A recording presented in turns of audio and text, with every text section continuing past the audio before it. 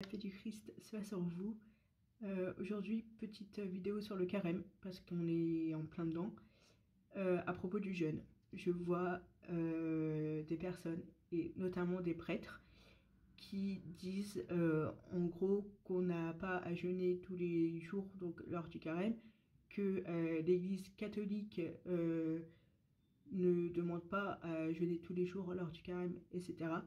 Alors, premièrement, personne a le droit de vous dire de ne pas jeûner. Si c'est votre relation avec Dieu, si vous vous sentez plus proche de Dieu en jeûnant, allez-y, foncez, vraiment.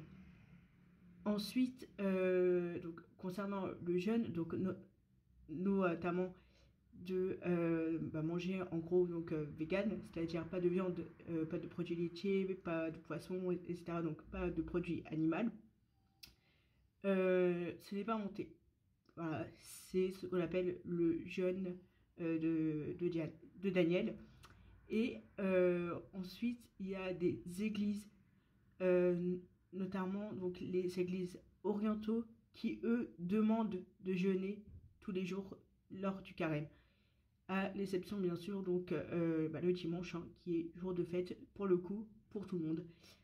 Petite précision, petite info aussi, ce qu'il faut savoir c'est que dans l'église catholique nous avons 24 églises qui sont donc cathos. Alors il y en a 23 qui sont orientales et 23 donc du coup pour arriver à 24 il y a une qui est l'église d'Occident, donc une église latine. Et la plupart donc, des personnes qui disent ça, en fait, sont des catholiques latins, sont des prêtres catholiques latins. Donc, voilà, en gros, ils parlent au nom de l'église catholique, alors qu'il y a quand même 23 donc, églises catholiques orientales, et donc pas mal d'églises qui, eux, recommandent le jeûne lors du carême. Concernant les 24 églises, du coup, je vais vous les citer parce que je trouve ça super intéressant. Donc, alors vous avez bien sûr donc, le rite latin, qui est d'ailleurs la seule église d'Occident, donc de rite occidental. Ensuite, nous avons le rite orientaux, donc nous avons l'église catholique copte, l'église catholique éthiopienne, l'église catholique érythréenne. Nous avons l'église grecque melkite catholique, l'église grecque catholique byzantine, l'église catholique byzantine italo-albanaise, église grecque catholique ukrainienne, église grecque catholique biélorusse, église grecque russe, l'église grecque catholique bulgare, église catholique byzantine slovaque, Église grecque catholique hongroise, l'Église catholique byzantine de Croatie et Serbie, Église grecque catholique romaine, Église catholique byzantine ruthène, Église catholique byzantine albanaise, Église grecque catholique macédonienne, l'Église catholique arménienne, l'Église maronite, l'Église catholique syriaque, l'Église catholique syro-malankare, église catholique chaldéenne et église catholique zéro-malabar. Du coup, voilà.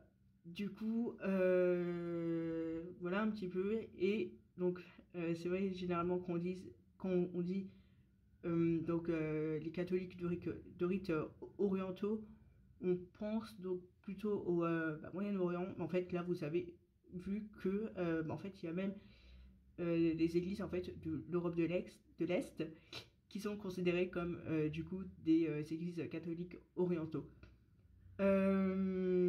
Voilà. Du coup, voilà concernant le jeûne. Par contre, il n'y a pas d'histoire de rattrapage ni d'histoire donc de menstru. Donc par exemple, si vous n'avez pas jeûné un jour du carême, vous n'avez pas à le rattraper donc durant l'année. Ensuite, quand nous les femmes, nous avons nos règles, on peut continuer à jeûner. Enfin voilà, donc ça, il n'y a rien qui n'annule le jeûne. Donc voilà, un peu en gros pour rectifier tout ça. Et si vous n'avez pas commencé votre carême, il n'est jamais trop tard.